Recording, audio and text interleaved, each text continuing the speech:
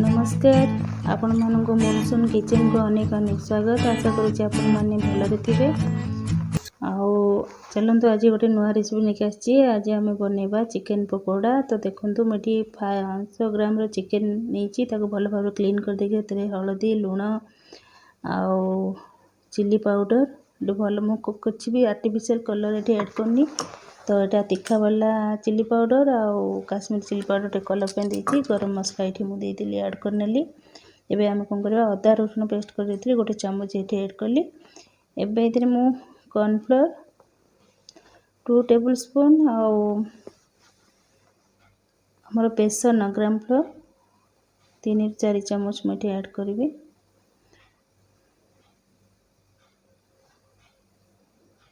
तापर एटी टिके धनिया पाउडर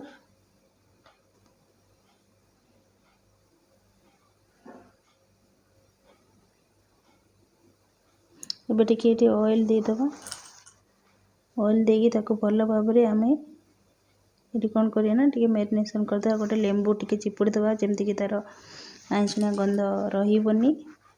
तापर ताको गोटे अंडा ताको भांगी के ताको भल भाबरे चिकेन सहित भलरे ताको गोली नबा। इतरे मु आटे धनिया पत्र ऐड करनेली। ए सब पके के भल भाबरे ताको आमे फेंटी नबा बा मिक्स करी नबा। देखंतु एमती भल भाबरे मिक्स करने की आमे ताको 30 मिनिट रेस्ट हेबा पई दे दबा। नै जदी संगे संगे भी आपण छानिया को चाहे छानी परिबे।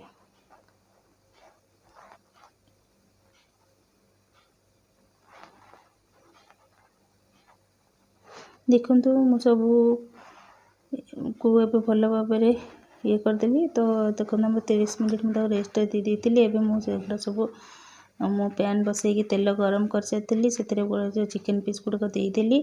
लो रु मीडियम आंच रे छानिबे जेमति कि भल भाबरे सेटा भितरु बॉईल हे जिवो। तापर गोटे साइड हैला पर आ गोटे साइड को आमे ताको उल्टे दबा।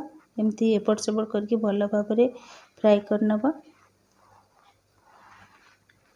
जेमती ऊपर क्रंची लागिवो और भीतर जूसी थिबो। देखंतु फाइनली हमर चिकेन पकोड़ा रेडी हे गेला। एतरे प्याज लेंबू लंका आ टिके धनिया पत्र देबे आउ तीखा वाला टमाटो चटनी किंबा हमर चिली चटनी सहित आपण सर्व करे। जदि मोर ए वीडियो टी आपन को भल लागला लाइक शेयर कमेंट करिवे और नुआ थले सब्सक्राइब करिवे। Thank you.